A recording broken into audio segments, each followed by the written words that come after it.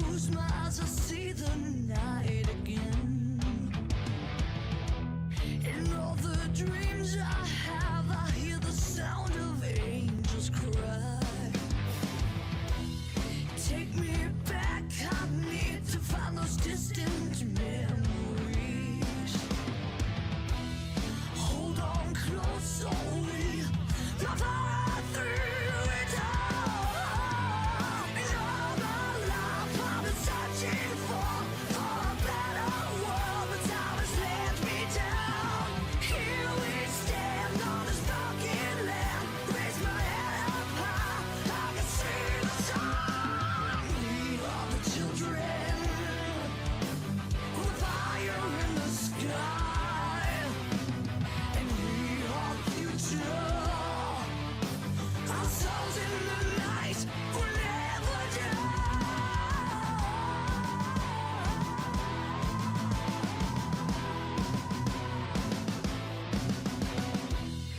feel the change, it seems it's like the same old day to me. Nothing here I have to live before they capture me. In all my life I've been searching for a better world, but time has let me down. Here we stand on this broken land, raise my head up high, I can see the sun. We are the children, with fire in the sky. We are the future. Our souls in the night will never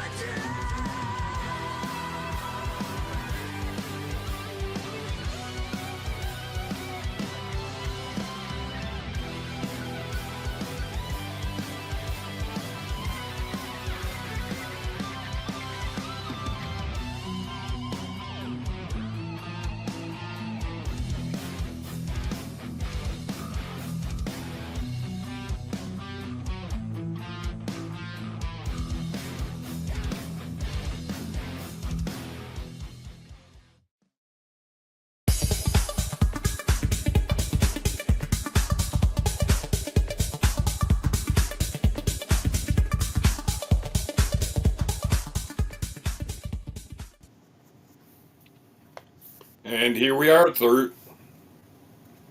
Thursday night. We're back for another round of Hall of Fame inductees, or Hall of Part Fame two. nominations, I should say. Part I two. am That your little black, co-host, that, Dixie that Dave. little black glitch kind of threw you off there, didn't it, Dave? Oh, for a second there.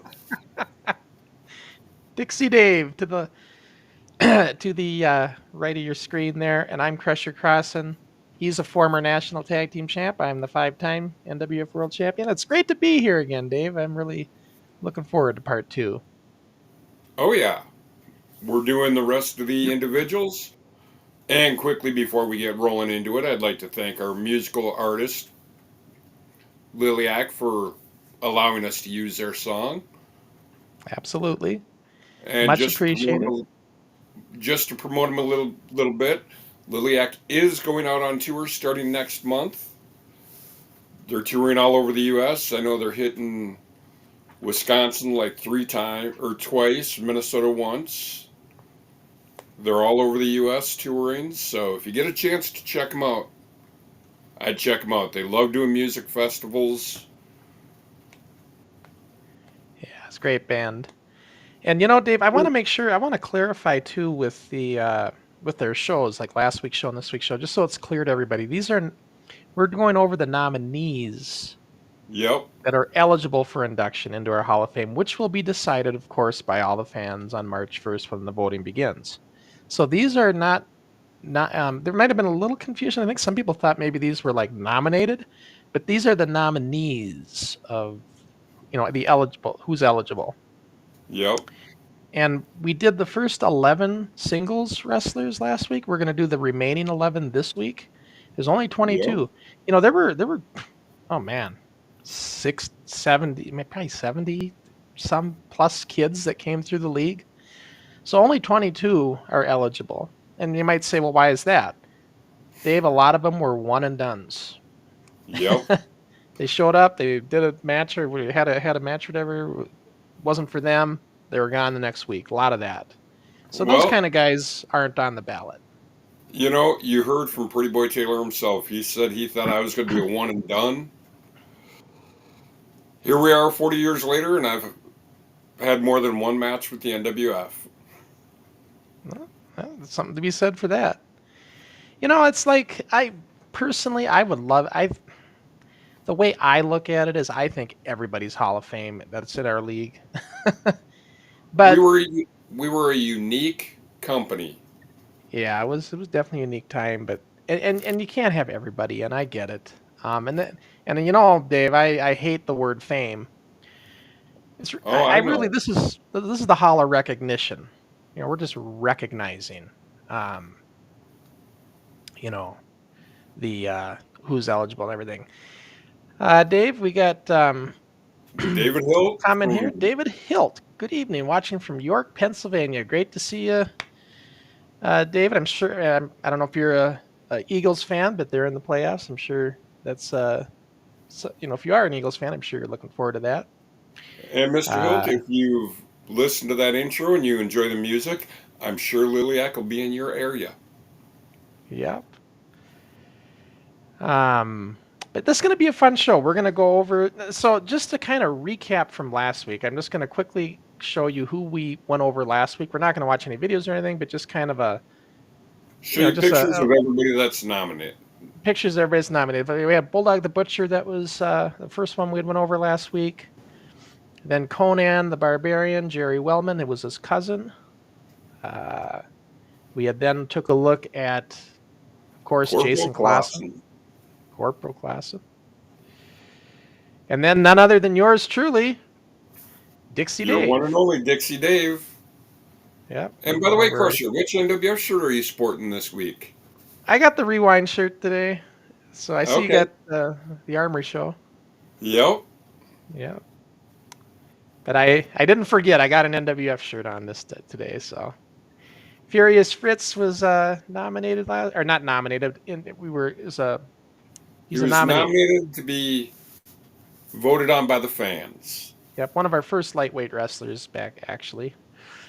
Chad Randall, one of my favorites. Invader 2. I was going to say Yep. Invader 3. Speaking of Invader 3, Ricky Vaughn, Jamie McFarland. Who's also taken the time to come out and co-host the show a few times. Yep. Terry Cosnapple, Invader 4. Excellent hand in the ring. Nominated, Yep. or was previewed last week as a nominee. Jack Knife Jacob, Rob Jacob. One of our best heels in 1984, as far as the time period of that era. Madman Nash, again, 84 to 85, part of the earlier era of the league. And then there was Merciless Mike Ackerman, again, one of the founders of the league as far as wrestlers go. Yep. And so that's where we left off. And now it's time to go on to the next 11 nominees that we're going to nominate here for the Hall of Fame as far as being eligible. Again, all the voting is going to begin March 1st. And so... and we're going to run the voting from March 1st to when? Probably in the past, we've done at least 30 days. So there'll be a big window to vote. So we give everybody time to get their vote. You know, we don't want to have it just be a day or a week or anything like that. Well, I'm just going to let the fans know their time frame to vote. Yep, and the voting will be March 1st is when it's going to start. And the best thing is there's going to be some giveaways. We're going to give away a chance for you to win free NWF giveaways just for voting: books, DVDs, T-shirts, championship belts, and more, including the NWA World Championship Dome Globe will be in that list of championship belts. So that'll be a fun little incentive. We'll do a randomizer, and we'll be able to select, everybody will have a shot. If you vote, you will have a shot to get some free stuff. Yep. So that'll be kind of a fun thing. And as a reminder, we're going every week in January. So Dave and we will be back next week, January 18th, where we're going to go over the tag teams for tag team nominations. And But that'll be an interesting show. that it will. It certainly will. It'll be a fun one, actually. I'm looking forward to all of them. But this week, we've got to talk about, of course, it's going to be part 2 of our NWF Hall of Fame preview, the remaining 11 singles nominees. So let's get started with our first one. And of course, our first one, and I suppose I should get rid of that banner so it's not in the way. Mr. Macho Mike Wy. Fun character. Dave? He joined a couple weeks after I did. What do you remember about Mike Wy, Mr. Macho?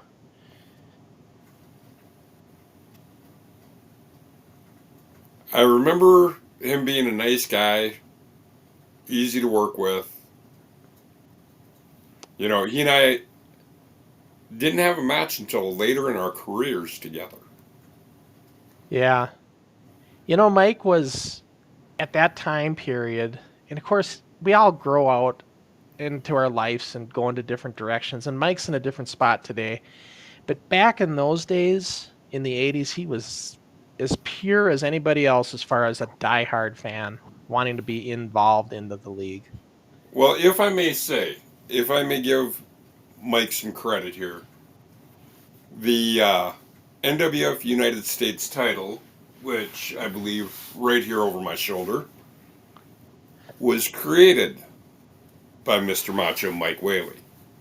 Yep, he was the first U.S. champion, and he asked if he could design that title, in which he did, and I have it back there as well, that big one. And excellent. It was a nice belt. It was one of my second favorite belt, Dave. You know what my favorite is? Your baby blue. The baby blue back there. But yeah, that U.S. title was pretty cool. Well, let's take a look at Mike in action here. A little bit of highlights of Mr. Macho in action here. He is none other than a U.S. champion, the one, the only, Mr. Macho. That's right. And Mr. Clausen, Mr. Kelsey, the national champion, Mr. Crossen, the NWF World Champion, and some I have not defended my titles. Take a look. Destroyer. Destruction. Thundar. Ooh, now we're getting the heavy stuff. Taylor. You see, I do not defend my title. I am up against the very best in this league. I go up against Crossen, Kelsey, the 4 men I have just named. And if you think Luscious Larry for 1 minute they can pin me or Slick Stenerson, you are badly mistaken.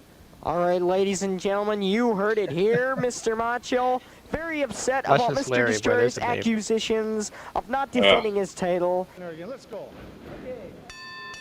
All right, and then some action in the ring with Mr. Macho. Of course, he's in the ring here with Terry Black and Vader 1.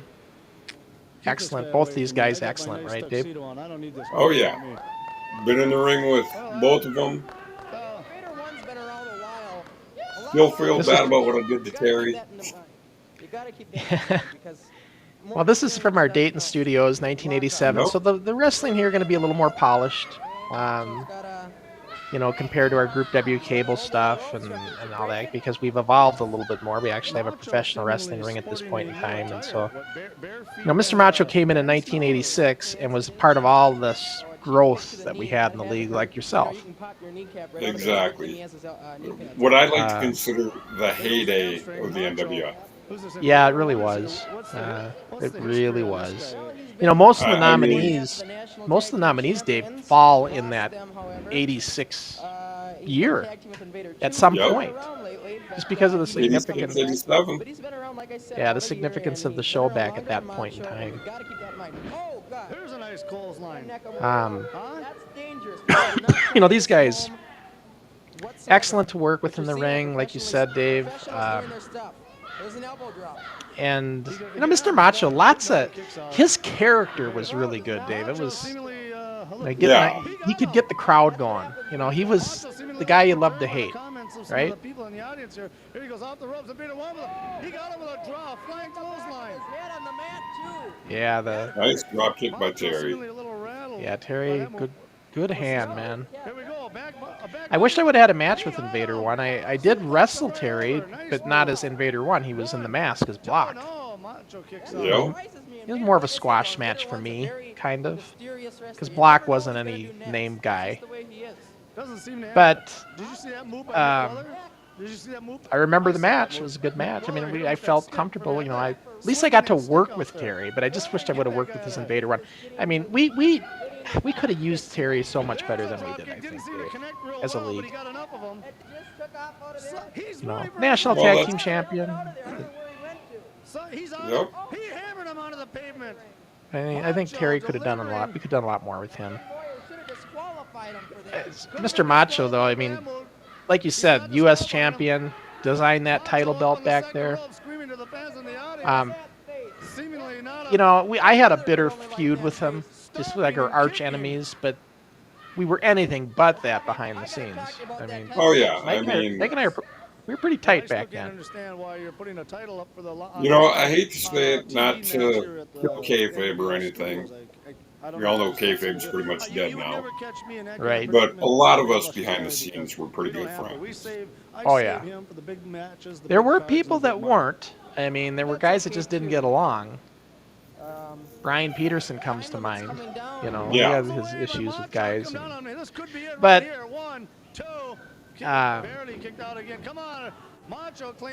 but yeah, you're right. Most of us, we all kind of got along pretty well.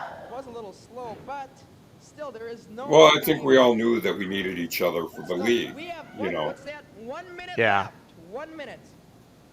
And it's so much easier to work with people you like than. Backing up into the corner, tries to get a reversal on Macho into the corner. Interesting that both these guys are not wearing any kind of wrestling boots whatsoever. Macho used to wrestle barefoot. Yep. But they both don't have boots or anything on. Terry Block usually has wrestling shoes on, though. This could be it right here. Look at that cocky move by Macho. And Mr. Macho just playing his gimmick, just playing his character. You know, Now I can see that was him. who looks like something making a move like that, but not that Macho. Your winner of the match, Mr. Macho. Oh, Jason's hat fell off on Mick Weller, the manager. We'll be seeing That's a little right. bit of preview of You that just on saw our what I manager did to show. Invader 1. You've seen what I've done to Irish Terror, Pigsley Dave. I've even put the main man, Crusher Crossen down. Kelsey, you think you're going to stand in my way? Sorry. Thank you, gentlemen. Want you? We're all out of time, Nick. Well, we don't have any time for you anyway. Mr. Macho. I'll tell you, great guy, Dave. Oh yeah. Great guy. Can't really say much, enough about him. I think, we've said everything we can. Our next nominee, we have a lot to get through. Well, none other than Mr. X. You can't have him not as a nominee, Dave. The significance of Steve Engstrom and what he did with the league, especially this character. He came in as Mr. X. He eventually he is also Pretty Boy Taylor, and that's another character, but we're talking about Mr. X right now. This character, at the time when he came into the league, he was bigger than all of us. So it was kind of like that Andre the Giant kind of figure. But, Steve's really not a big guy, but he was big for us because we were kids and he was not. So Exactly. At the time. And former world champion. I believe you said when he came in '85, he was like 26. 26, yep. He said he was 16, but, gullible me, I believed it. Some of the other guys, I know Mike Ackerman had said in his interview in the documentary that he knew he wasn't 16. Yep. Not everybody was fooled, but, Steve eventually came true with his age with me after a few months. He came clean on that. And, at that point in time, Dave, it was hard to get lost because he had done so much for us. Exactly. At that time. Let's take a look at Steve in action here. Can we get the camera? Mr. X This is my new main man that I've gotten to go against the Crusher. All right. Well, Kelsey, how do you feel There's your about debut of Mr. this, X. Newcomer Mr. X versus a very old wrestler. His left, Going against one of our veteran wrestlers, and Tougher retired Daniels. He had when been he's around come out of retirement. back in the early days, came back for just this show. I wasn't here last week, as you know, and And this was in the era of shoot matches where they, you know, title matches were shoots, and this particular match was kind of a shoot. And to do the job. That was not an official pin. We had actually watched this show. Do you remember, Dave? Shoulder came up. Vaguely, yeah. Yeah, back last year. Mr. So Mr. X and Tougher Dennis. So, you know, but this was the perfect person to put against Mr. X because Tougher was a big guy. He was a big kid. Yep. So he matched up well against Steve. The match of the Gigantuan. How do you... You hear me yelling, don't pull on the ropes. I didn't want him to bend in our posts. At this point in time, our posts weren't anchored down properly yet, so they were kind of loose in there. In this version of the We ring. have Mark Ackerman. Yeah. That's Mr. X, I tell you, the character was... It was great. And If I remember correctly, Mr. X was briefly world champion. Yes. It was a planned title change. So he basically had the title for maybe 3 weeks. Yep. It was at the Champion Legion at Eddie's Sharky's dual event. I felt, you know, because I knew we were doing Brooklyn Park in 3 more weeks, and I said, Steve, I'm going to drop the belt to you so I can regain it back in December. He was cool. He was like, yeah, let's do it. So that was my idea. You know, title changes just add a little excitement to a venue. Yep. So, you know, to be able to have a title change, I thought, you know, I definitely want to do it on Eddie's card. Head cracker, and again. But Steve wasn't, you know, I just don't think, there were other guys I think I would have rather had the title for more of a longer run, but not Mr. X. It just wasn't, you know, it was great for a glitch in a ripple in the system, right? But kind of like a Tommy Rich type ring, right? Yep. Yeah. Okay.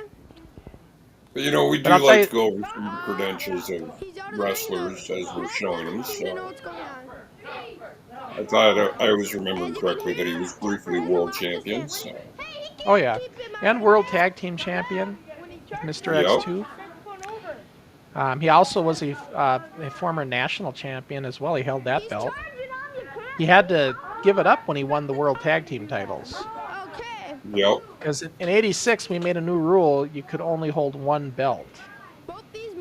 So if you did win another belt, you had to forfeit the one that you had. You know, if you wanted to keep the new one. So. You know, that was our kind of our. Not really, it wasn't really announced formally, but that was our new rule in '86 because a lot of the guys got really upset when me and Kelsey had all the belts for a while there. Rightfully so. So that was kind of our league rule then. We're only going to let you have one belt at a time. Crusher now telling the wrestlers that they're going to do something. They should do this now. He's got his foot on the ropes. So yeah. He's out of the ring now. And, you know, you were talking about you and Macho having a rivalry. Yep. I mean, to me, you and X were an actual rivalry. I mean, you were tag team partners, you were foes. Yeah, we were friends in the very beginning here. You know, Mr. X would make a quick babyface turn after a few shows, and we were like aligned.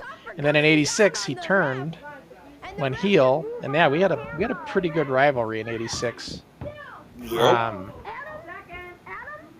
Yeah, it was in fact Noka Armory. We watched that show in July. One of my best matches, really, Dave, was with Mr. X. I mean, we did a Broadway, a 60-minute draw, and it was one heck of a match for those who ended up watching that one. That was an intense match. Oh yeah. And you know, Steve could do that kind of, you know, not everybody can do a Broadway. We talked about this, but Steve had the conditioning. He could do it. I was young enough to do it at the time. So yeah, Tougher Daniels gets a pin with Mr. X wrapped into the ropes, but the ref just counted it anyway. So not have won, he was on the ropes. And now he's just making. Listen here. Hey, Tougher Puffer. You didn't get me down for no 3 count. I'm gonna bust your butt next time round. You got any guts? Get in here. I'll see you next week, the week after. Try me. Thank you. Well, he was a talker. He could definitely do a promo, Mr. X. Dave. Exactly. Mr. X, aka Steve Engstrom, you know, what can you say? He was very polished. Oh yeah. And as he should be, because he was older. So there's, you know, but one of my, you know, for me, like you said, big rivalry. You know, I had a lot of matches with him. I remember that. Now our next nominee, Dave, is actually one of the same. If you haven't noticed, these are alphabetically in order. Yeah. Ever since we've been doing the first show. So Pretty Boy Taylor, aka Steve Engstrom, same guy, different character. Now Pretty Boy Taylor's character is very interesting in that he starts, you know, when he started out the Pretty Boy Taylor gimmick, he was very much like a Stan the Lariat Hansen kind of attitude from Texas, but he had that kind of image, and you'll see that in our preview here. But then he eventually kind of switched gears into kind of a gorgeous Jimmy Garvin kind of look. And that's where the picture here is from. And he started going down that kind of road. Used Sharp Dressed Man even. And yeah, he kind of changed his style. He kind of evolved into that. But he originally was more like a Stan Hansen kind of character. Yep. Which is very interesting. Former national champion, former national tag team champ. Although, as Dave likes to point out, never defended those tag team titles that we know of. Well, and, you know, I mean, Sean Crossen would know if those titles were defended. The only time, well, it's possible they defended them on the March card, but I don't have the tapes anymore. You know, that card we don't have, it got destroyed. Yep. But I can't remember, so we don't know for sure. Nothing on tape anyway. Let's take a look at Pretty Boy Taylor in action here. Looks like you need a shower. Shower nothing. You that goddamn way. Listen here, Ace. You went and pulled the last straw.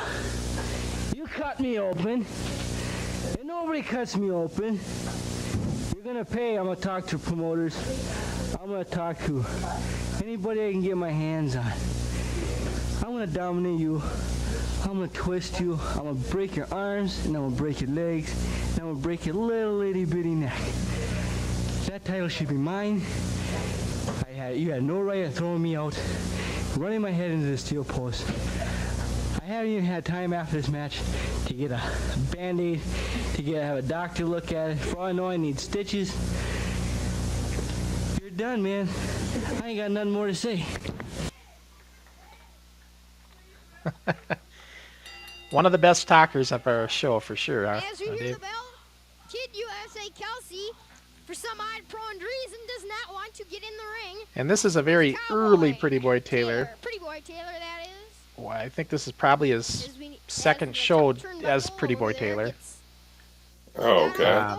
Back in the garage days, in the match here with Kid Kelsey. Kid USA screaming in pain as a knee into his head. You know, Taylor, yeah, just a kind of that Stan Hansen style is how he was back in the early days. Johnson over there and Thundar over there. Dr. V trying to straighten out. See Thundar over there off the side. Pile driver comes up as Kid Kelsey has gone down fast. Cowboy announcing this match is Brian Balaban. We'll be featuring more of those guys on our managers and announcers show. As the chant USA starts coming up. As Brian Balaban's going to be a nominee as well. Kid USA one of our announcers. Is down on the mat. As a foot. Cowboy. But you know, Steve really cared about his image. Look at how he has the knee pads. He has what looks like wrestling boots on, right? The high socks pulled up high to look like boots. You know, got the wrestling tights. he really, some of the guys would come in with jeans. Develop his character.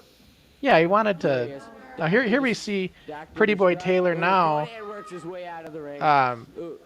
In 1986, probably around the time of the May 9th card, and a little bit later on, by Pretty Boy Taylor. That was a nice maneuver. he's involved in a tag match right now, but it's featuring him in the ring at least. Nice forearm to the back. Thundar is down.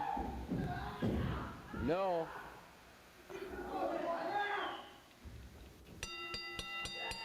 Yeah, Pretty Boy Taylor, what a character.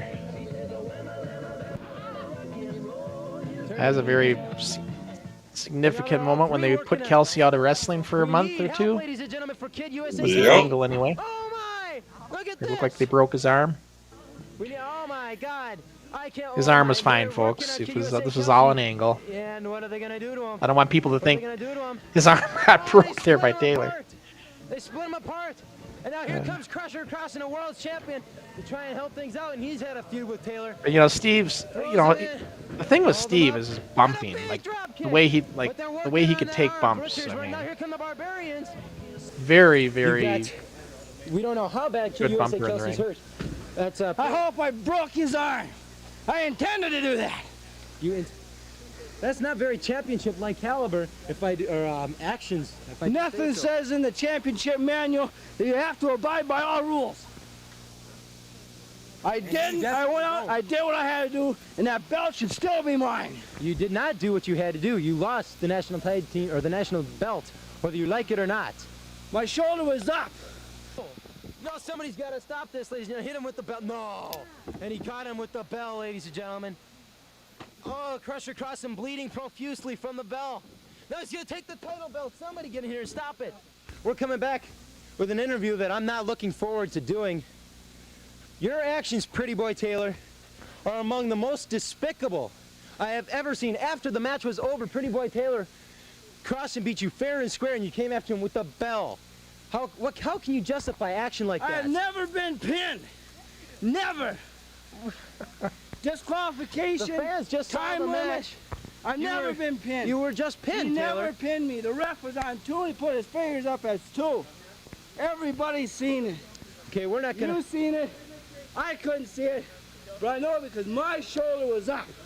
Okay, we're not gonna argue with that. Crossen gets in my way again. But how? He's gonna get this. He almost got it today. He'll get it next time. I think the Barbarians are gonna have something to say about that. How can you justify hitting a man with a bell? Well, you heard ringing a man's dinger, haven't you? Well, Crossen got his rung, and his head looks like the Liberty Bell, and it's gonna stay that way.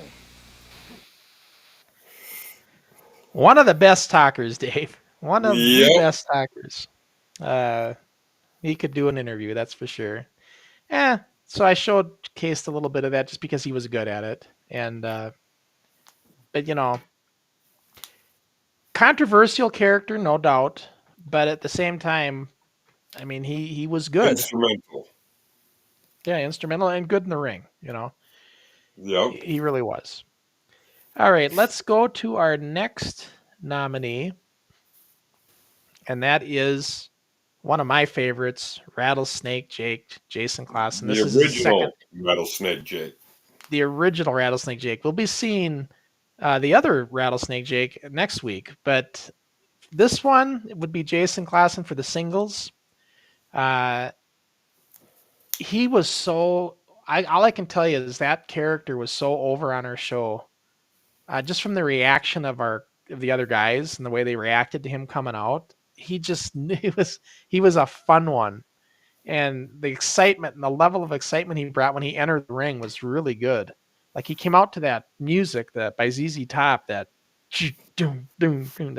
sleeping bag song, where it starts out with that drum, and that would just get everybody fired up. We'll see it here in the preview. We're probably gonna get dinged for copyrights, but that's okay.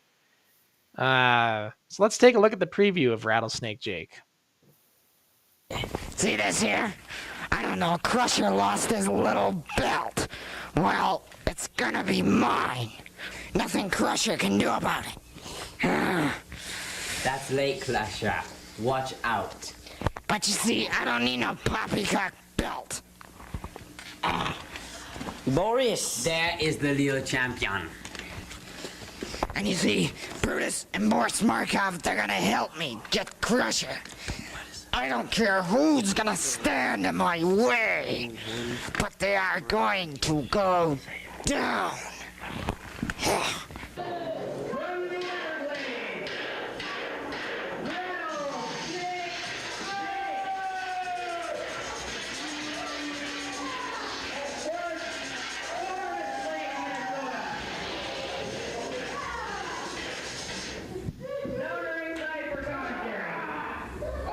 I'll tell you something. Jason had no issues cutting a promo himself.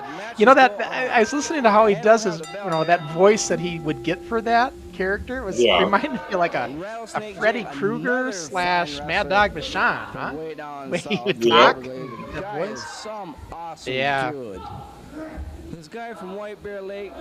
And of course, Rattlesnake Jake, not any wrestling technique to his character. He was just like a vicious, do anything you can, almost like a Bulldog the Butcher kind of brawler kind of guy. And Fred Moore Jr. He was just punch, kick, scratch, whatever he'd had to do, right? As Jesse Ventura would say, when if you can't lose, if you must, I was cheating, I would get caught. Yep. Anything to get the W. You can see the fans really getting into him, booing him. He's got his forearm all wrapped up, so then he's hitting them with it, like it's making it look like he's got something in there.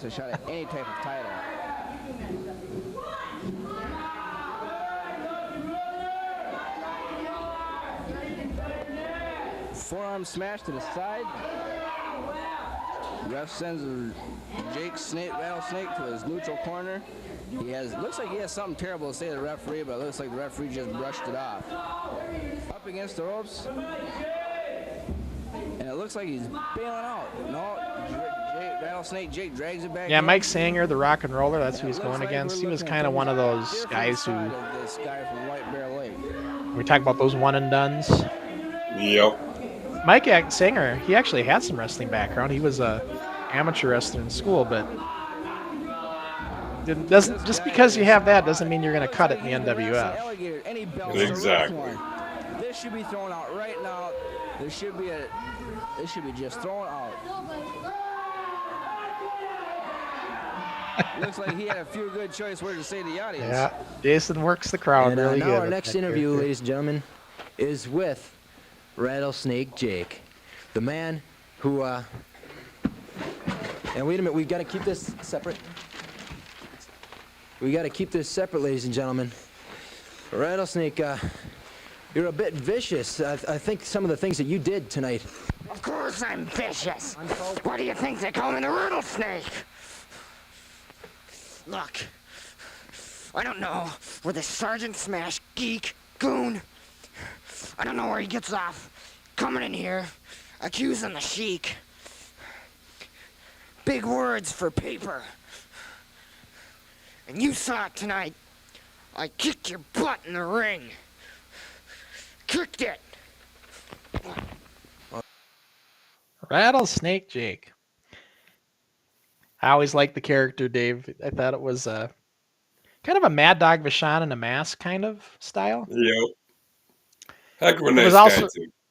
Oh, yeah. And Jason, that was his favorite out of all. He was asked in the documentary interviews what character he liked the most. He said Rattlesnake Jake was his favorite. And it's no surprise because Jason's favorite wrestler growing up was Mad Dog Vachon. Yep. So no shocker that he created this character and did Rattlesnake Jake. So let's move on to our next nominee.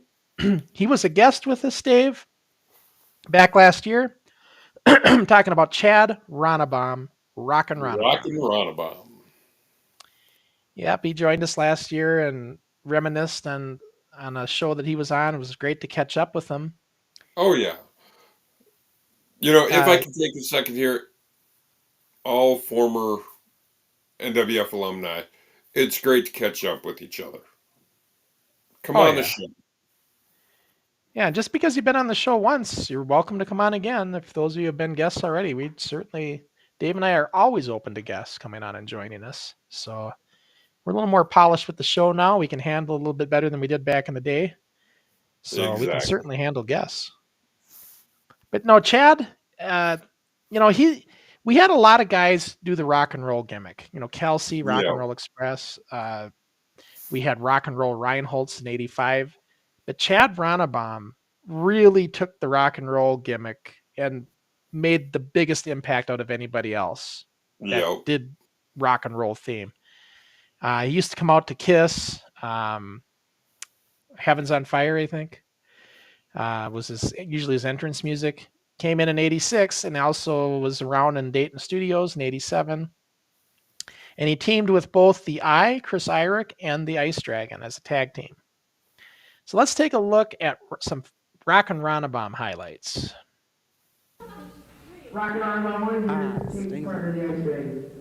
Well, he's in the hospital because he has a great fist from breaking so many bones.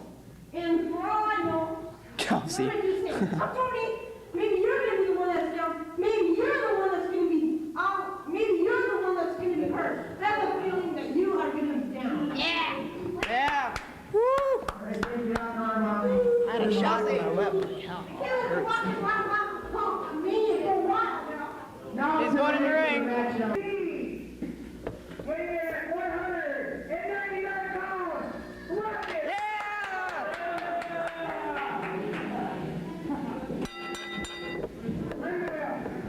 And then we just seen Rattlesnake Jake. Now we see Rattlesnake Jake again in the ring with Rock and Ronnebaum. They had a big feud in Fred Moore, Dave. Okay, ladies Oh, and yeah. gentlemen, Christian wrestling. In fact, this was going to be an Anoka Armory match. Okay, We were really building this up for the Anoka Armory, and then, of course, we know what happened there with Jason. Don't do that, Irick. You hit the Yep. lights. Okay, But yeah, they had a real Rattlesnake Jake. good rivalry going, these two. This is totally amazing. I'm gonna see if I can find a card. Conan's gonna take over. You know, like Chad Ronnebaum had said, he was friends with Todd Campa and Andrew Carlson in school. That's how he knew of the league. We have Yep. And it was Rattlesnake more or less Jake just and watching it back then when they were Rocket on. Ronnebaum. But then he decided to join in '86 and become a part of the show. Sergeant Smash? And created this Rock and Ronnebaum character, really good character for the show. To be perfectly honest, this guy hopping all And, over the ring, making loud noises. Oh, I really had a rough match too with the Ring Warriors at the first Armory card, May 9th. Yeah. Have you stuck his brain in a razor? I mean, you're in the ring with I remember that show. Chuck Roberts and Todd Chester. You're gonna be feeling it the next day, as Chad Yeah. Chad told us Look at that. from Yeah, his but memories. You gotta watch Kelsey there. He's on the side of the ring. Yeah, my partner, he's a great guy. You gotta be honest. Look at Rattlesnake Jake. Rock and Ronnebaum got him in some sort of hold. But yeah, they just had a vicious Look at that. feud, Look at and Rattlesnake Jake. It's an obvious yeah, choke. starts Blatant choking him. chokehold. Ronnebaum's selling the choke. What a match this should be. There's another Ronnebaum and the Snake. How are you another feeling match on this with match, Rock and Chaz? Ronnebaum and Rattlesnake Jake. Slick. Well, I think Like I said, they had a lot of matches at Fred Moore. They just had a long-running feud. before this. Well, I think Snake Jake has a better advantage over the amateur Rock and Ronnebaum. But we'll see what he can do in this match. What do you think the little Jake right there would be hot in that big overhaul pump teddies? Yeah, I think he'd get a little hot after a few minutes of wrestling under the hot lights. And then, Yeah. Kelsey, the manager. You know, Chris Irick is the one who brought Chad on the show initially. Yeah. But, and of course, we teamed them up right away. They were a tag team, but yeah, it just wasn't. This match has gotten totally under control. It was a good thing we split them up because then Chad became his own Rock and Ronnebaum, and which is really what needed to happen. Manager Bad Brain. Don't forget him. He taught us everything, and we're gonna take all the punishment on them. I don't know what kind of nerds, and we're gonna. He made me so mad from all the running I did. That's right. He's gonna take. I'm gonna take all the punishment on the nerds. And that was where Ronnebaum was going heel, Dave. He was starting to go down the road with the heel with the Ice Dragon, which was very interesting. because he was a babyface all before that. But good guy. Definitely good guy. Well, let's move on to our next nominee. And none other than Rough Ryan. Ryan Kelsey, the younger brother of Matt Kelsey. One of our lightweight wrestlers, 1985 to 1986. Former lightweight champion as well. You know, the name that the guys gave him behind the scenes, Dave, you were around Ryan, because he was in the league in 86 too, so you were around for a lot of it, but it was always Rough, Tough Ryan is what they call him, just because he was so tough. You know, he could take anything. You could throw him anything in the ring, and you'll see that in the highlights. Let's take a look at Rough Ryan in action. This handicap match, the invincible Rough Ryan. Rough Ryan, are you ready? Yeah. Your referee, Rich Walker. 1 fall, 6-minute time limit, down to ringside. Announcer there is Rich Taylor. So Rough Ryan going against one of the Super Ds. Or no, he's going against both of them, I guess, in a handicap match. Yep.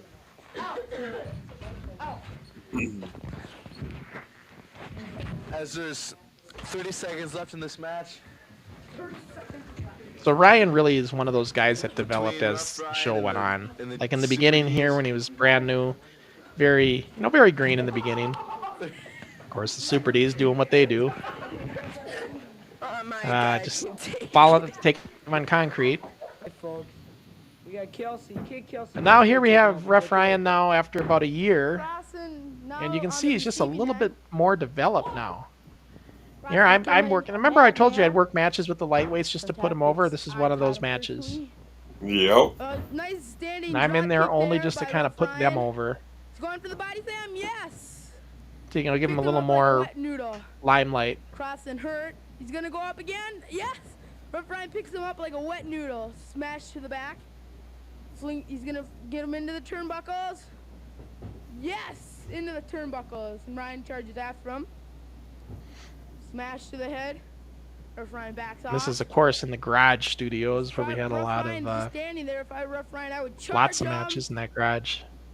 And we're here in the great city of Minneapolis, Minnesota again. Heel throw, perfectly executed by Rough Ryan. You know, that's one of the mistakes Larry made when he tried to take over. Oh, yeah. Getting rid of all the lightweights.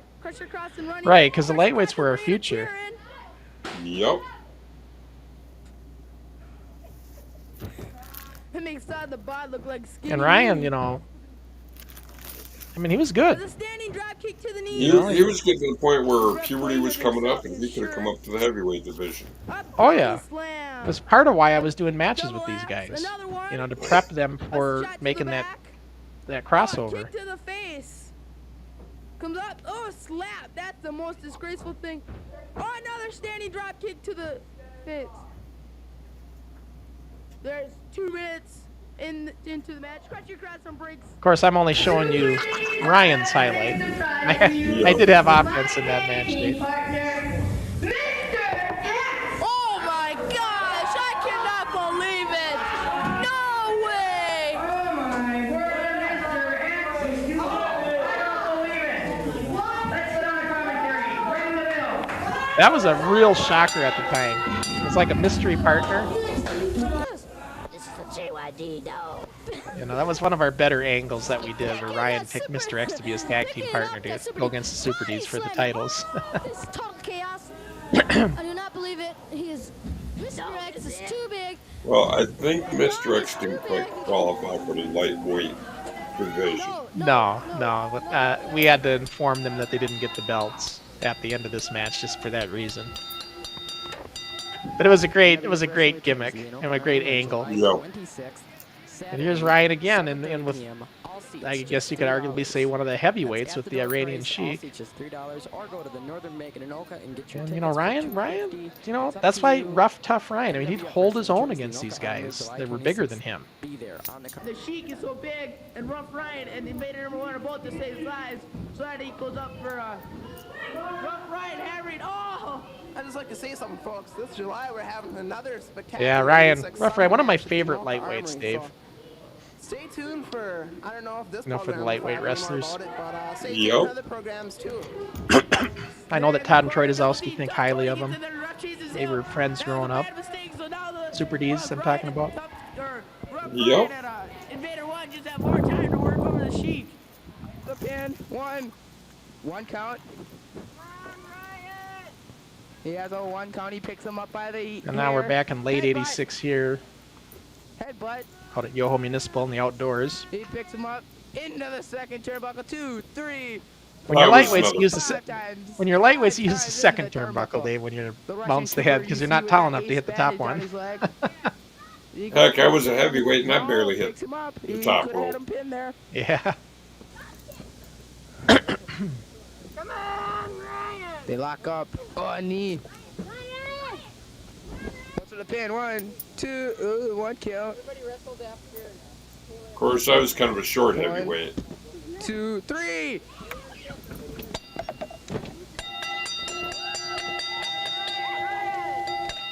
And you see The winner of the Super match, D's bring in and the still lightweight title. Lightweight. The lightweight champion of title's the only world, one I don't have replicated Ruff back there, Dave, and Ryan I'm with the thinking about lightweight doing tag team champions, the Super D's. Rough Ryan. I'm not Excellent. surprised that you are thinking about doing it. Yeah, Ryan was good. I really liked Rough Ryan. He was for a lightweight wrestler, really helped develop the entire division. And good. I mean, the younger brother of Kid Kelsey. It's always hard when you're the younger brother of somebody in the wrestling business, right?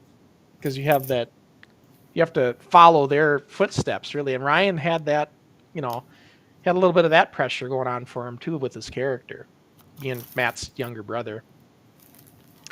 So let's move on to our next nominee, and that would be Chuck Roberts, Ruff House Roberts. Passed away way too soon. He was only 32 or 33 years old when he passed away back about, 20 years ago, I think. Ooh. He died real young. He was Ruff House Roberts. The name says it all. He was rough. He would hold his own. He's one of these guys, Dave, that was a tough guy, right? He could be a tough guy. Hold his own with anyone. 85 to 86, recruited by Merciless Mike, former World Tag Team Champ. Let's take a look at Ruff House in action. Anyways, yeah, that's right. Ruff House, I got him on. I can't. Come here, Ruff House. He's a great wrestler. Yeah. Stumble there. Stumble, nervous. We got it all. Wow, that'll remain to be seen in time. Is he a tag team partner of yours, or is he going to be? Sure, man. Future, possibly. Bar, pulling it back. Ruff House is in pain.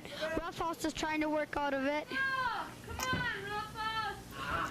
But no, he doesn't do it. Oh, takes him down. Good head. Good head. Good. There's shot Crusher taking him, picking him up, trying to give him a body slam. Oh, this is when Crusher Crossen was a heel, Dave. Chanting, crush head, crush My head. heel days, which you don't like seeing, but Well, it's more Jamie that Turnbuckle. wouldn't want to it's see the Jamie. heel day. yeah. Now he goes into the ring.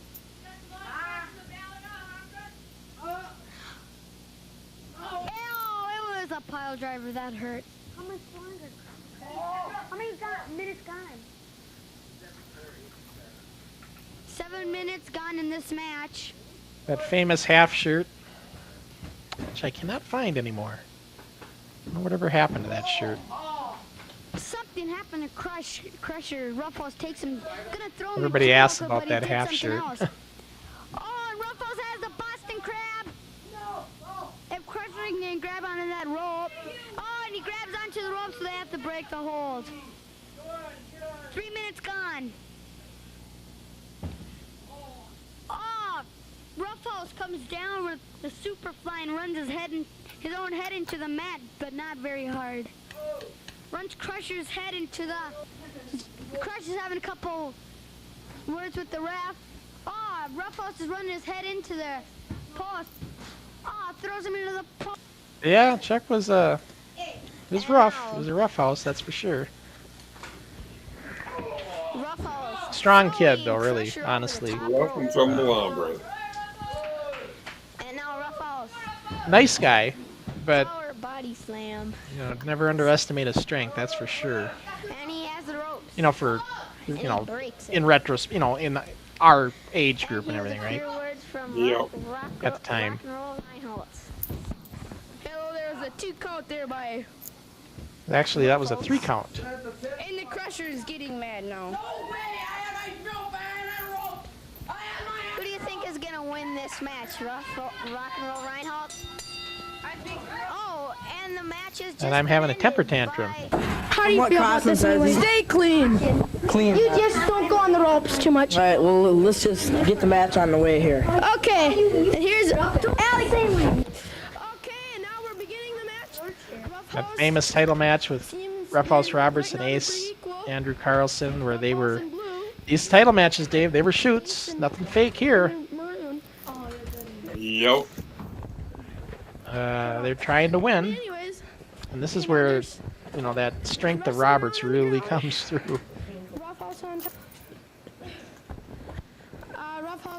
You know, Andrew knew he was outmatched in this one.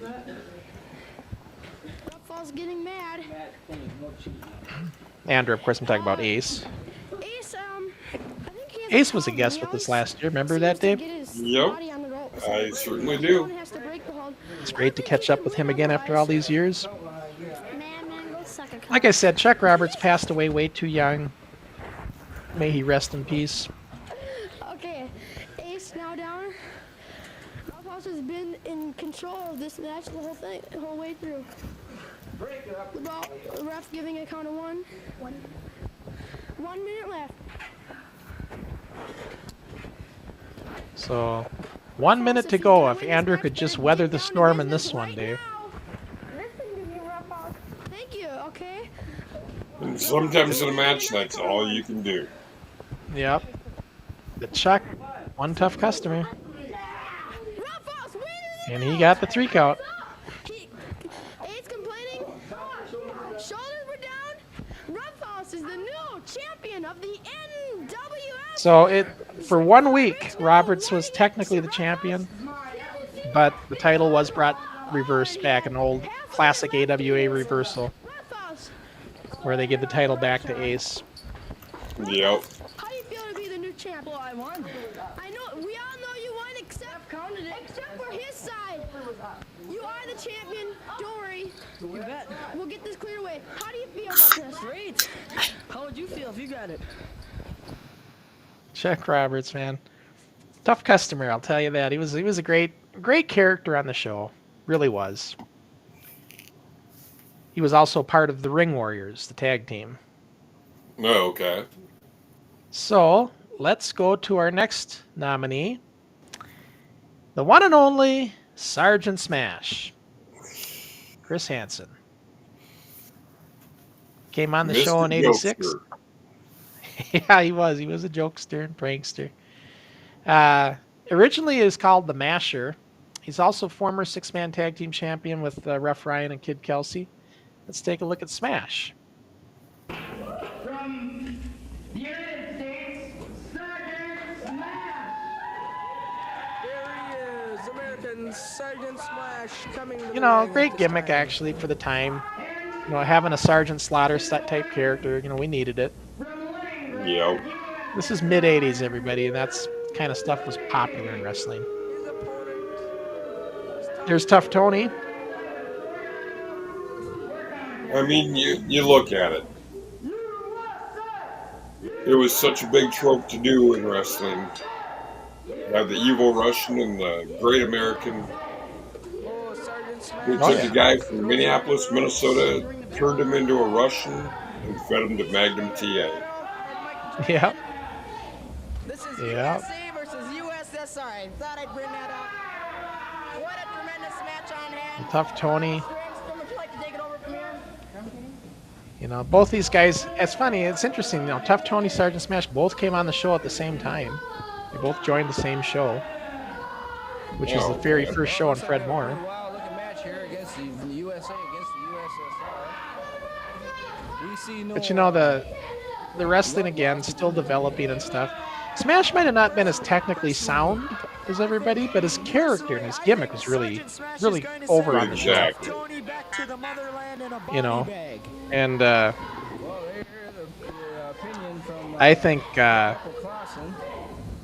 he did well with the character. This match is going on really good. We have both wrestlers in the ring at the time. You know what I would have loved if you would show in this video package? What's that? The Fly Swatter interview. I didn't show it, but yeah. That was classic Smash. Yeah. Yeah. Basically, he comes out with a fly swatter and smacks it against the wall and it breaks. It's going to be a full hour of fun and excitement, so grab what you got by your tables or out of your refrigerators and stand Chris has by. said as much that, you know, he joined the show because he wanted to make some friends. And he didn't really fit into sports, but he felt he could fit into this. And that's like Jamie's kind of said it best. You know, we weren't jocks. No, none of us were. No, not really. I mean, there was a few that were in athletics, you know, but for the most part, we weren't. And honestly, for those that were, you know, you didn't have time for this. Like, you know, people that are in school sports, it's, you know, they're practicing all the time, and there would be no time for this. Few guys that did it were like Kelsey and the Super D's. They were in all sorts of sports. Those guys were exceptions. Most kids couldn't handle all that. You know. We are going. The bell has rung. We are going to the official decision. Official time in that match: 4 minutes 25 seconds. Okay, the winner of the match by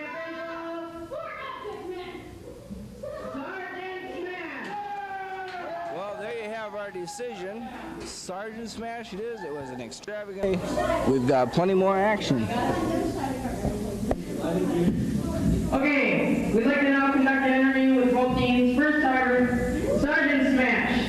Winner by pinfall. They should cross some little announcing booties here. First of all, Sergeant Smash, how's it going from since your debut a few weeks ago? Pretty good. What do you think of the USSR's Tough Tony? He's a whip. Oh, you wonder by a pinfall at the end of the year. And looking forward to seeing you next upcoming cards. Okay. Well, see you next week. Well, folks.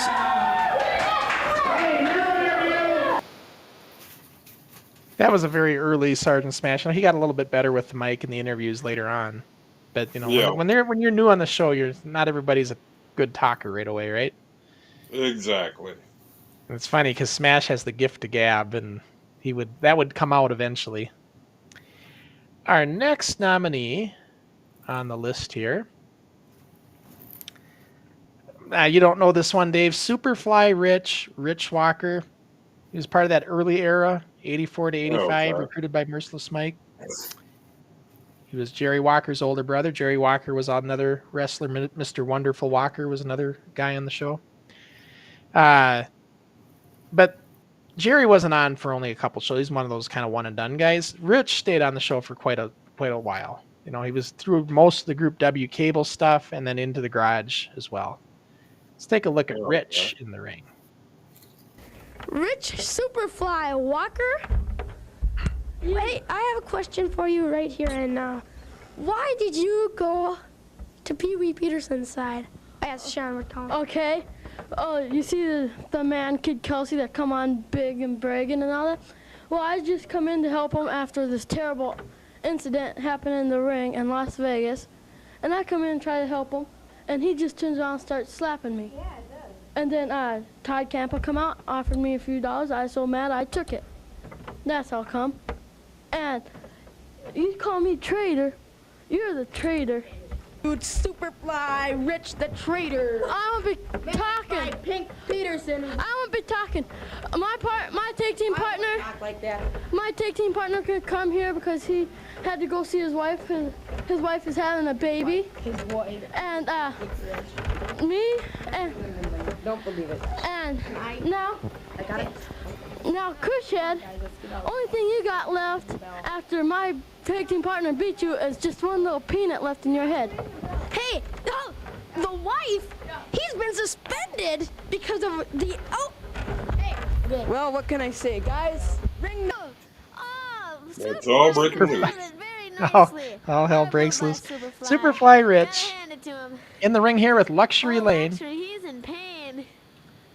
Superfly Rich was one of those guys, Dave, that really, he was a big time diehard fan like we all were. But he was one of those guys who cared about how he the moves and the maneuvers and the holds.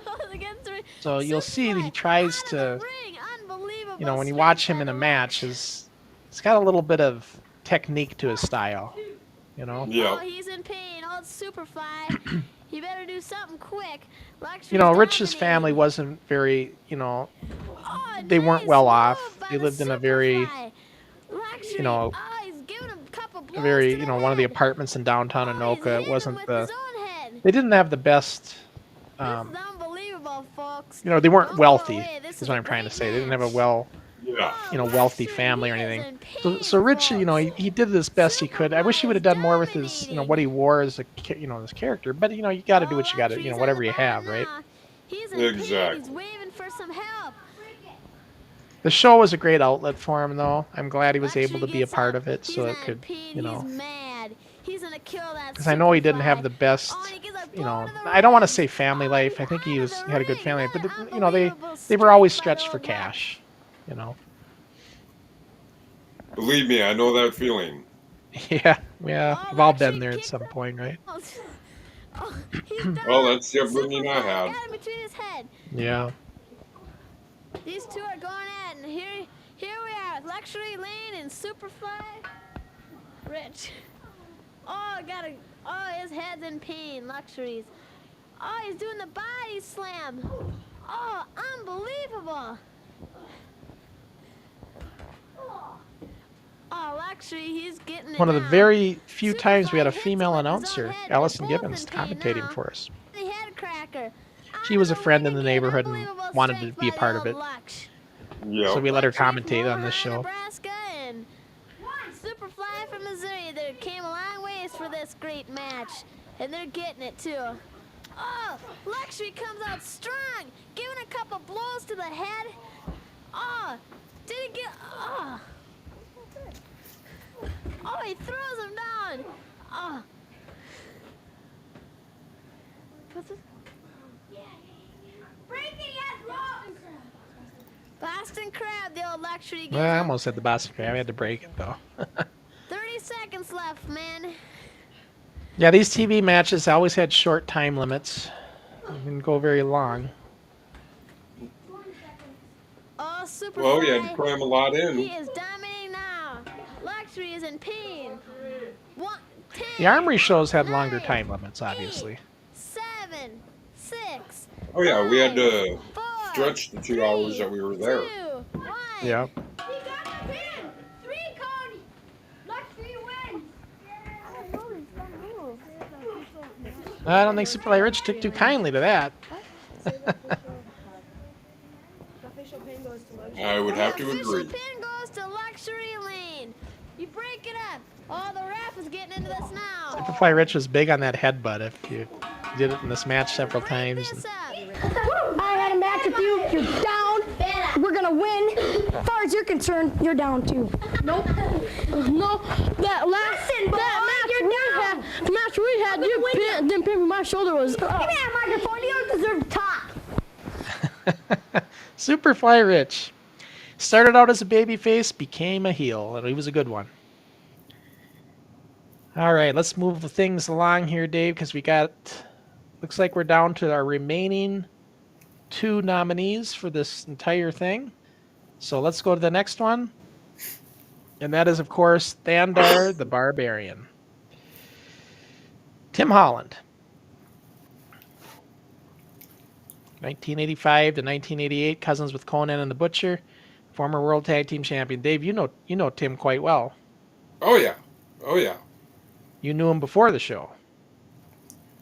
Yeah, it kind of surprises me that he's not one of them that brought me in, because he knew of my love for wrestling. Yeah, Tim he came in 1985, was on for a few shows, but then was gone, and then reappeared again in '86. And great character. Let's take a look at Thundar in action.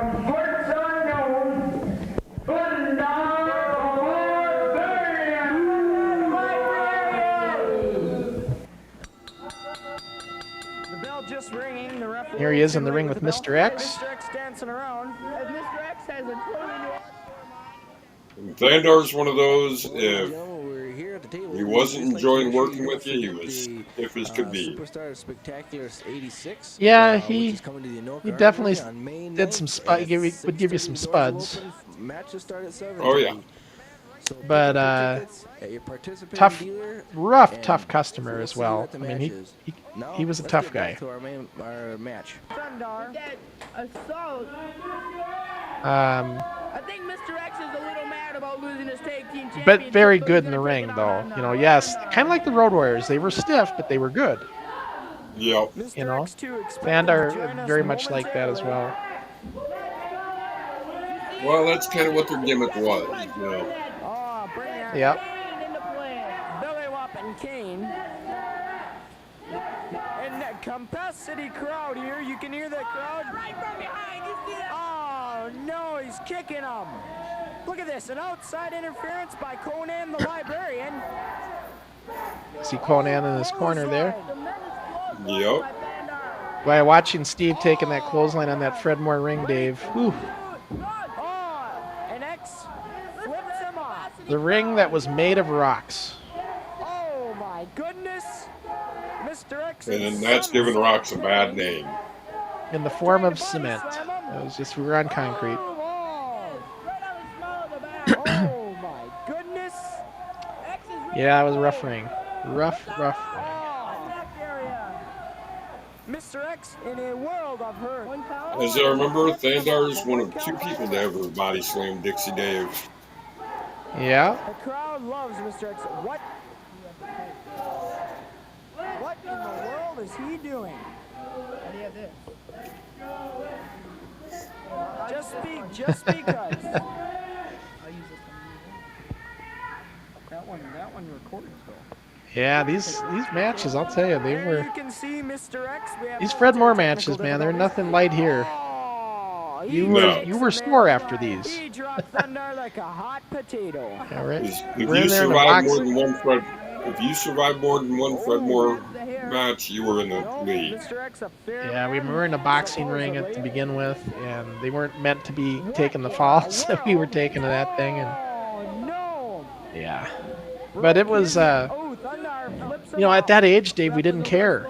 You're a kid, you're resilient. We'll deal with it. We just wanted to look and do all the moves and look good, right?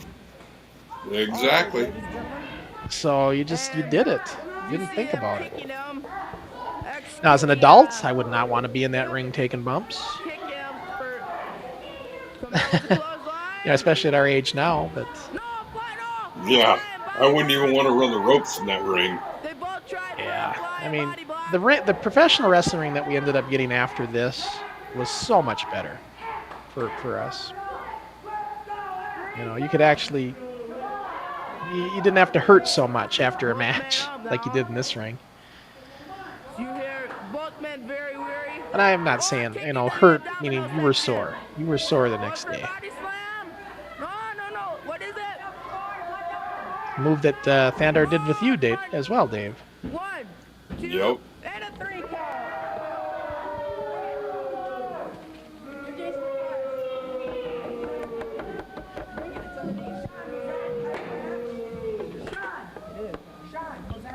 Good wrestler, Okay, though. welcome back, ladies and gentlemen, to the Anoka Armory.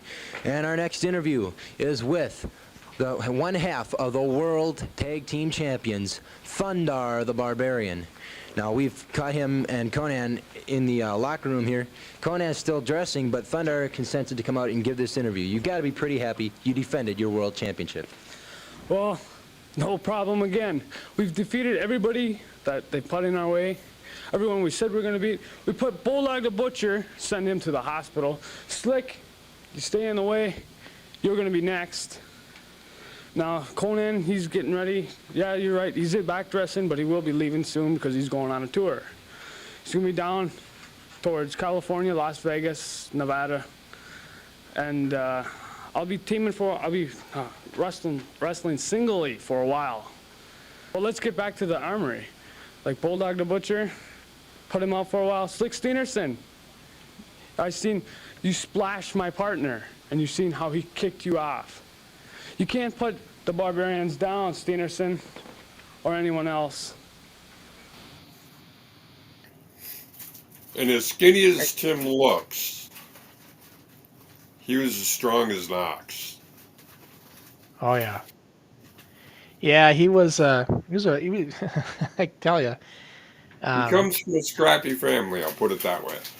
You know, I had a match with him. It was for the title. Our egos were sky high, both of us, and we were like, it was like two trucks hitting each other. Man, I still feel that match. I can remember that match. It was it was he was and of course, you know, me, Dave, I'm not, he's stronger than I am, but my ego is just as big as his, and we're clashing in that ring. And that's how it was for a lot of people that went against him. You know, he was that kind of guy. All right, so this is going to be the final.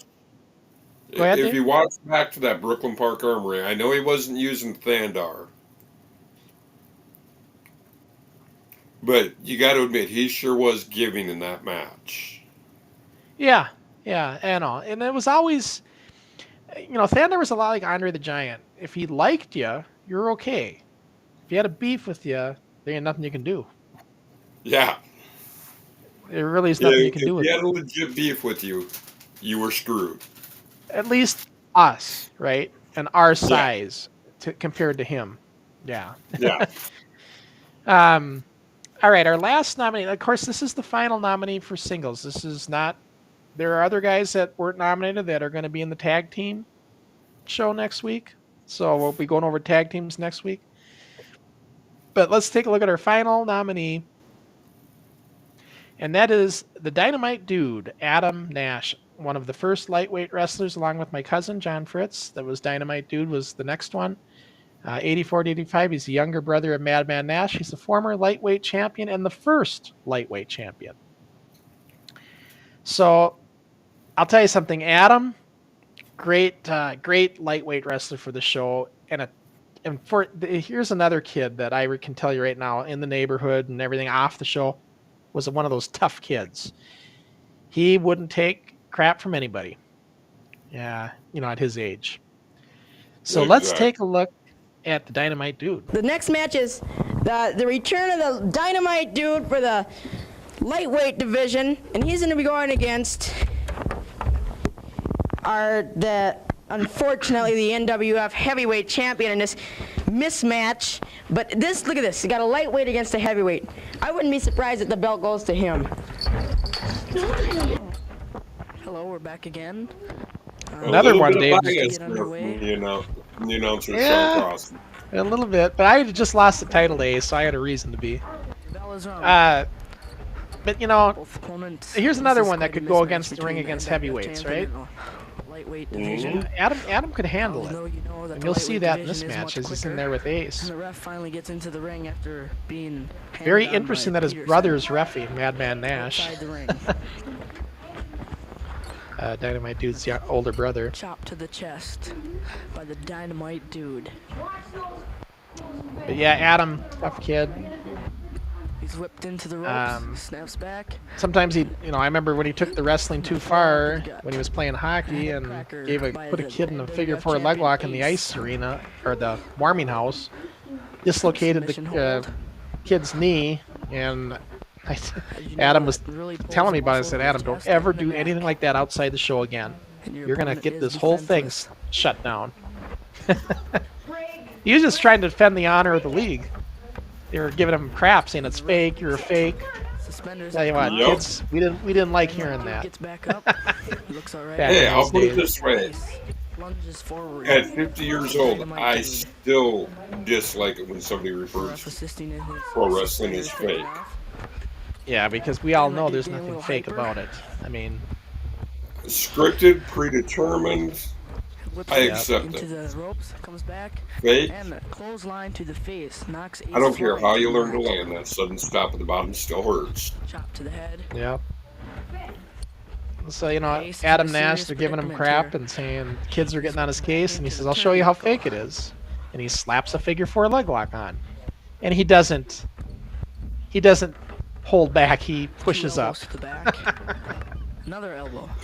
As you know, that is not what you want to do. No.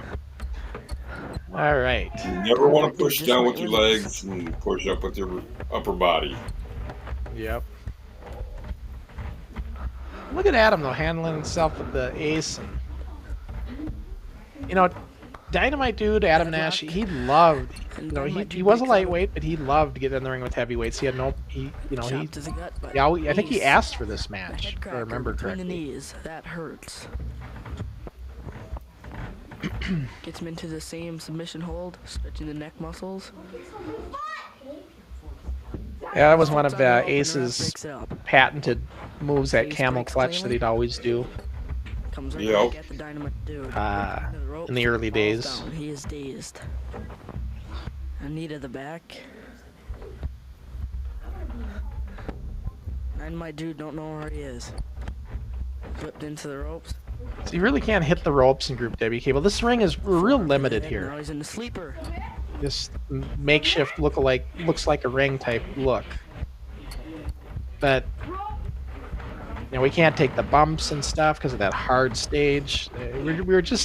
We would never be able to grow the show the way we did had we stayed in there. Remember the old cliche. Well, you said it's a good thing we got the boot out of there. Dude has a lot of spunk. As a shoot title match, of course, Andrew's trying to make him give up. Seeing the camel clutch, now he's seen a sleeper hold he tried doing. Well, he knew what a scrappy guy the Dynamite Dude was, so. And Adam knows this too, so Adam's throwing a figure 4 leg lock on. Like I told you, he did that in the warming house. A little story I shared. Figure 4 leg lock. My Dynamite Dude and Ace is on the ropes.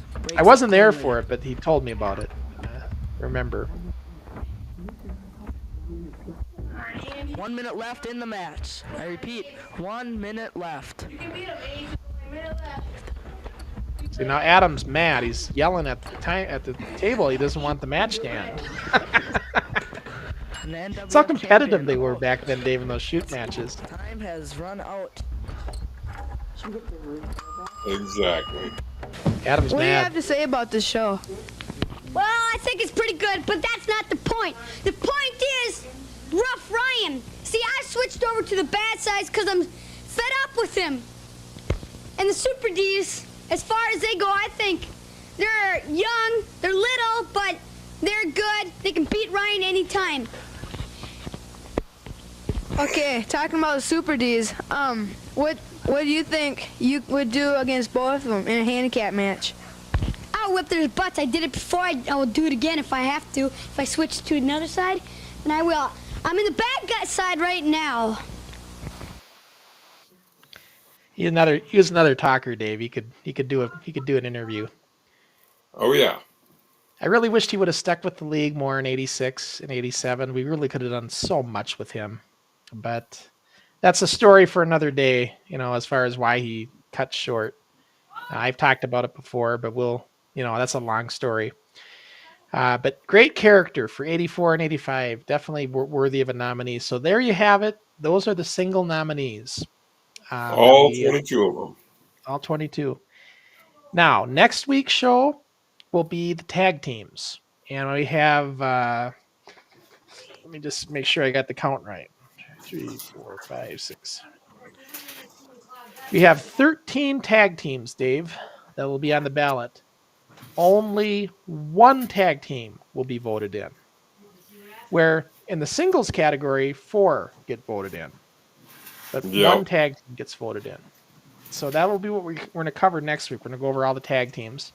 We'll show, just like we did tonight, we'll show little highlights and talk about it. And Then our final preview show in 2 weeks is going to be where we go over the announcers and managers, where one announcer and one manager gets inducted. And I think we have 4 managers and we have 5 or 5 announcers. Yeah, 5 announcers, 4 managers. So that'll be the final show in 2 weeks as well of our preview shows. Right. So. And then we're going to let you sit and think about things all of February. Yep, and February is just going to be time to take it all in. We're going to just go back to our regular show watch-alongs that we usually do. Maybe we'll get a guest or 2, hopefully, that we can get to come on with us in February. I was even thinking of maybe seeing if we can get some of the nominees to come on with us if they're maybe get them all to come on a show if they want. Whoever wants to. See if we can't get them to join us. But yeah, it's been fun. I mean, this in the past we've done this where we kind of showed a little preview video and it was all done over YouTube and people voted. But they'd come to our website and they'd vote. But now at least you have a little. We've given you a little bit of backstory, right? Something to think about, right? So you kind of get an idea who's who and what they did, and of course, Dave and I try to share what we can of what we remember. It's been so long. We're talking 40 years, Dave. 40 years the NWF was around. That's a long time. A long time ago, I should say. Excellent time, though. Oh, yeah. I wouldn't trade my time in the NWF for anything. Nah. I mean, it was a fun time. I mean, we've said it before, and it was a good time for us. A lot of us have taken this on with us over the years. The lessons and life lessons we learned through the league. Which is why it's a special time for us now that we're celebrating 40 years of the creation of the league. Exactly. And so I'm really looking forward. I'm really curious then what everybody will think as we get through all these nominees as far as what they think. I think I find it interesting that a lot of our normal commenters are not commenting. They don't want to reveal what they think, and that's good. Let's keep it that way. Let's let them. They don't want to tip their hat. Right, and maybe they, which is a good thing, I think, But hopefully they've enjoyed seeing an up close look at everybody, though. That's my hope. Exactly. But yeah, so we're celebrating 40 years of NWF wrestling back in the day, and the final Hall of Fame / Hall of Recognition. And it'll be great to see who gets in. I'm really looking forward to it. So, Dave, I know you've had a long week. I've had a long week. And you're under the weather we'll be tonight. back next week. Yep. I know you're under the weather, so I don't want to keep you any longer than we have to here. So yeah, Alrighty. just as a quick reminder then, join us again as we come back to you. I should get off of this screen here so I can see it better. We're going to return live on Thursday, January 18th, 9 p.m. Eastern, 6 p.m. Pacific, for another week. And then again, we're going to go over the tag team nominees for next show. That'll be a fun one. Exactly, it will be. So until next week, folks, stay safe, enjoy your time, and we'll see you then.